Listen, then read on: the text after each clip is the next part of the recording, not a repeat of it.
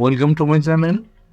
আজকের লেসনটা 2024 সালের এবং 2025 সালের এসএসসি পরীক্ষার্থীদের জন্য গুরুত্বপূর্ণ।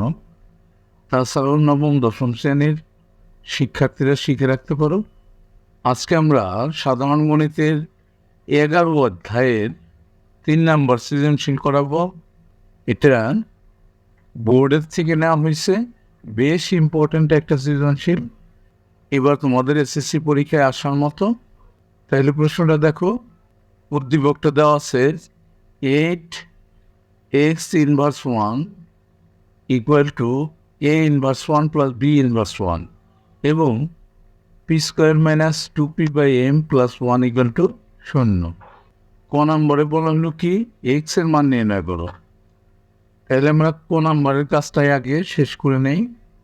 দেখো ক নম্বর দেওয়া আছে 8x inverse 1 equal to a inverse 1 plus b inverse 1। এবার আমরা ইনভার্স থাকলে অর্থাৎ পাওয়ার যদি মাইনাস থাকে 1-এর নিচে গিয়ে পাওয়ারটা প্লাস হবে। এখানে কিন্তু এক্সের পাওয়ার মনে মনে 1 আছে, তাই না? এখানে এর পাওয়ার মনে মনে 1 আছে, এখানে বির পাওয়ার মনে মনে 1 আছে। এখন দেখো 8টা আমরা উপরে গুণ করে দিলাম, অর্থাৎ 5টা সংখ্যা উপরে গুণ হয়। 8/x হলো, আর এখানে ডাইন পাশে লসাগু করে দিলাম। লসাগু নিয়ে বি, হর দ্বারা ভাগ লব দ্বারা গুণ। লসাগুকে হর এ দিয়ে ভাগ করলে থাকবে বি, বি দিয়ে লব 1-এর সাথে গুণ করলে বিয়োগ বি প্লাস এখানে এইভাবে বি দিয়ে লসাগুকে ভাগ করলে বি কাটা যায় থাকবে এ দিয়ে লব 1-কে গুণ করলে এ অক্ষে। এবার আমরা আর গুণ করলাম, দেখো এক্সের সাথে এই যে এ প্লাস বি এটা গুণ করলাম, আর 8-এর সাথে এ বি গুণ করলাম। এরপরে এক্স ইকুয়াল টু এক্সের সাথে যারা গুণ আছে ডান পাশে ভাগ হয়ে আসলো, x equal to 8ab by a plus b. এক্সের মানটা বেরিয়ে গেল, এটাই ক নম্বরের অ্যান্সার হয়ে গেল। এরপর আমরা খ নম্বরের প্রশ্নটা দেখে আসি। দেখো খ নম্বরে বললো প্রমাণ করো যে x plus 4a divide by x minus 4a plus x plus 4b divide by x minus 4b equal to 2। এটা করতে হলে এখান থেকেই করতে হবে, প্রথম উদ্দীপকটার থেকেই, অর্থাৎ ক নম্বরে যেটা বের করা হয়েছে সেখান থেকে নিয়ে আমাদের করতে হবে। অঙ্কে চলে যাই আমরা। দেখো খ নম্বর অঙ্কটা ক হতে পাই, এই যে এক্সের মানটা পাইছিলাম আমরা করতে এইটা।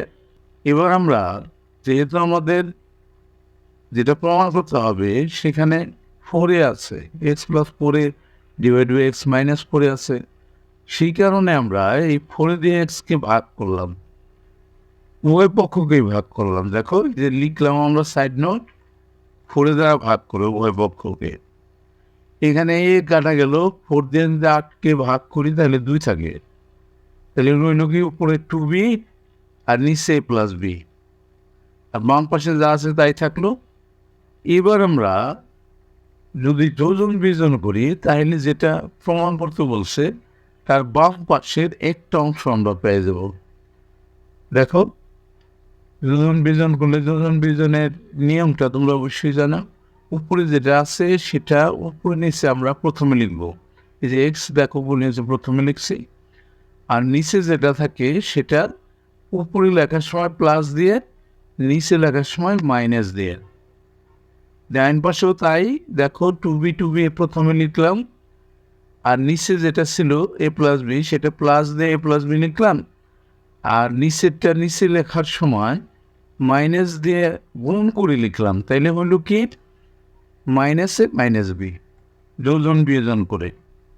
এবার আমরা একটা যোগ বিয়োগ করে দেই, 2b আর একটা বি 3b প্লাস এ উপরে থাকে, আর বি থেকে 2b থেকে একটা বি গেলে একটা বি থাকে, বি মাইনাস এ থাকে নিচে। এটাকে আমরা 1 নম্বর সমীকরণ দিলাম। আবার আমরা ধরলাম সেই এক্সের মানটা x equal to 8ab a plus b. এবার আমরা উভয় পক্ষকে 4b দিয়ে ভাগ করলাম, কেননা আমাদের যে প্রমাণ করতে বলছিল তার দ্বিতীয় অংশটা কিন্তু ছিল 4b দিয়ে, x plus 4b divide by x minus 4b এইটা ছিল। সেইটা বানানোর জন্যই কিন্তু আমরা 4b দিয়ে এক্সের ভাগ উভয় পক্ষকে ভাগ করলাম। তাহলে এখানে বিবি কাটা গেল, 4 দিয়ে 8কে ভাগ করলে পরে 2 থাকে, থাকলো কি উপরে থাকলো 2a, নিচে থাকলো a প্লাস বি, আর বাম পাশে যা ছিল তাই রইল। এখন আমরা যোজন বিয়োজন করতেছি। দেখো উপরে যেটা আছে উপরে নিচে লিখলাম, নিচে যেটা আছে সেটা উপরে লেখার সময় প্লাস দিয়ে, নিচেরটা নিচে লেখার সময় মাইনাস দিয়ে। এই পাশেও তাই, দেখো 2a উপরে ছিল সেটা আগে লিখছি, তারপরে a প্লাস বি উপরে নিচে ছিল সেটা উপরে লেখার সময় প্লাস দিয়ে লিখছি, সাইন পরিবর্তন হয় নাই। আর নিচেরটা নিচে লেখার সময় মাইনাস দিয়ে গুণ করে বসাই দিছি, তখন সাইনটা পরিবর্তন হয়ে গেছে। সাইড নোটটা যোজন বিয়োজন করে। এবার আমরা যদি একটু যোগ বিয়োগ করি, উপরে থাকে 3a প্লাস বি আর নিচে থাকে a মাইনাস বি, এটাকে আমরা 2 নম্বর সমীকরণ দিলাম। এবার আমরা 1 নং 2 নং সমীকরণ যোগ করে পাই। যোগটা আমরা কিভাবে করব? 1 নংয়ের বাম পাশ আর 2 নংয়ের বাম পাশ যোগ করব। এই যে দেখো করছি, 1 নংয়ের বাম পাশ, এটা 2 নংয়ের বাম পাশ। এরপরে ডাইন পাশে 1 নংয়ের ডাইন পাশ যোগ 2 নংয়ের ডাইন পাশ। এবার আমরা দেখলাম কি নিচে হর দুইটা কিন্তু মিল নাই। আমরা যদি একটা মাইনাস কমন নিই তাহলে মিল হয়ে যায়। এখানে নিচে মাইনাস কমন নিলাম, দেখো মাইনাস কমন নেওয়ার সাথে সাথেই বিটা প্লাস হয়ে আগে আসলো, এটা মাইনাস হয়ে পড়ে গেল। এখন কিন্তু আমাদের হর দুইটা মিলে গেল, তাইলে বি মাইনাস এ লসগু হইল। এবার হরের সাথে লসগুর সাথে মিলে গেলে উপরে যা আছে তাই 3b প্লাস এ লিখলাম। এখানে হরের সাথে লসগুর সাথে মিলে যায় কিন্তু একটা মাইনাস থাকে। এই মাইনাস থাকার কারণে এই মাইনাস দিয়ে যদি উপরে লবকে গুণ করি তাহলে কিন্তু দুটোটাই মাইনাস হয়ে যায়। এখন যদি আমরা যোগ বিয়োগ করি, 3b থেকে যদি একটা বি চলে যায় 2b থাকে, আর -3 এর থেকে যদি প্লাস এ চলে যায় তাহলে -2a থাকে। এবার আমরা উপর থেকে 2টা কমন নিয়ে নিলাম, থাকে বি মাইনাস এ, আর নিচে আগেই ছিল বি মাইনাস এ, এই দুইটা পুরো ব্র্যাকেট দুইটা কেটে দিলাম, থাকে কি আমাদের 2। সুতরাং দেখো আমাদের যেটা প্রমাণ করতে বলছিল x plus 4a divide by x minus 4a plus x plus 4b divide by x minus 4b equal to 2, এটা কিন্তু আমাদের প্রমাণিত হয়ে গেল। তাহলে আমাদের খ নম্বর অঙ্কটাও হয়ে গেল। এবার আমরা গ নম্বরের প্রশ্নটা দেখে আসি। দেখো গ নম্বরে কী বললো, √1 plus m plus √1 minus m divide by √1 plus m minus √1 minus m equal to p। এটা দেখাতে বলা হয়েছে। এটা দেখাতে বলা হলে যে আমাদের এবং দিয়ে যে উদ্দীপকটা আছে, দ্বিতীয় উদ্দীপক, সেটা ধরে কাজ করতে হবে, বোঝা যায় কিন্তু এখানে এম আর পি আছে। তাইলে আমরা অঙ্কে চলে যাই। দেখো গ নম্বর অঙ্কটা দেওয়া আছে p square minus 2p by m plus 1 equal to 0। এবার আমরা এই 2p বাই m মাইনাস আছে এটা ডাইন পাশে প্লাস করে নিয়ে নিলাম। এরপরে এই 2pটে বাম পাশের নিচে দিয়ে দিলাম, তাহলে ডাইন পাশে 2pর জায়গায় 1 থাকলো। আবার যদি আর গুণ করি তাহলে কিন্তু এখানে ফিরে আসে। এটা কিন্তু এটার নাম হলো একান্তরকরণ করে। এবার আমরা যেহেতু প্রশ্নের মধ্যে এমগুলো বাম পাশে ছিল, এই জন্য 1/mটা বাম পাশে নিলাম আর এটা ডাইন পাশে নিলাম, অর্থাৎ সাইডটা পরিবর্তন করে দিলাম। এবার যোজন বিয়োজন করতেছি। দেখো যেটা চাইছে সেখানে কিন্তু 1 প্লাস m 1 মাইনাস m আছে, এই কারণে সেটার দিকে লক্ষ্য রেখে আমরা যোজন বিয়োজন করলাম।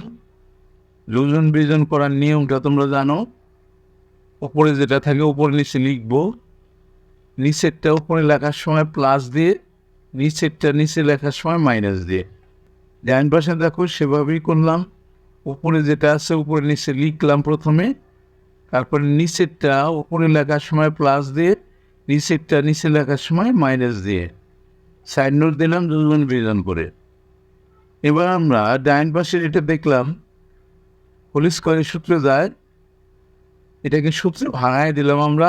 দেখো a square plus 2ab plus B square, নিচে square minus 2ab plus B square, তাহলে উপরের সূত্রটা a plus B whole square আর নিচে a minus B whole square.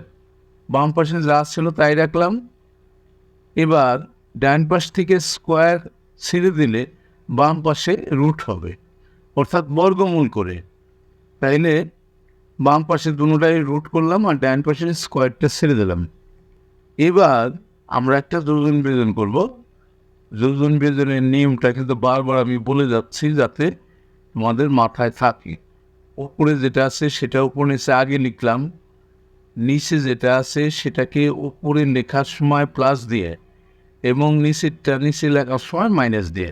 এই পাশেও তাই, দেখো p+1 উপরে নিচে লিখলাম, তারপরে p-1টা উপরে লেখার সময় প্লাস দিয়ে লিখলাম, তখন কিন্তু সাইন পরিবর্তন হইল না। যখন আমি নিচেরটা নিচে লিখবো, মাইনাস দিয়ে গুণ করে সাইন পরিবর্তন করে তারপরে লিখছি, তখন কিন্তু হয়েছে -p+1। দেখো এখানে যদি আমি কাটাকাটি করি, +1 -1 কাটা যাবে, 2p থাকবে, আর নিচে -p+p কাটা যাবে, নিচে থাকবে শুধু 2। এরপর 2 যদি কেটে দিই তাহলে আমাদের থাকে শুধু p। এখানে কি লিখছি আমি, 2 লিখছি কেন? শুধু p থাকে আমাদের। দেখো 2 কেটে দিলাম আমি, শুধু p রইল। এটাই কিন্তু আমাদের কাছে চাওয়া হয়েছিল। তাইলে আমাদের √1 + m plus √1 - m divide by √1 + m minus √1 - m equal to p, এটা দেখানো হলো। সেই সাথে আজকের লেসনটা কিন্তু আমাদের শেষ হয়ে গেল। অবশ্যই তোমরা পরবর্তী লেসন দেখবা। See you next.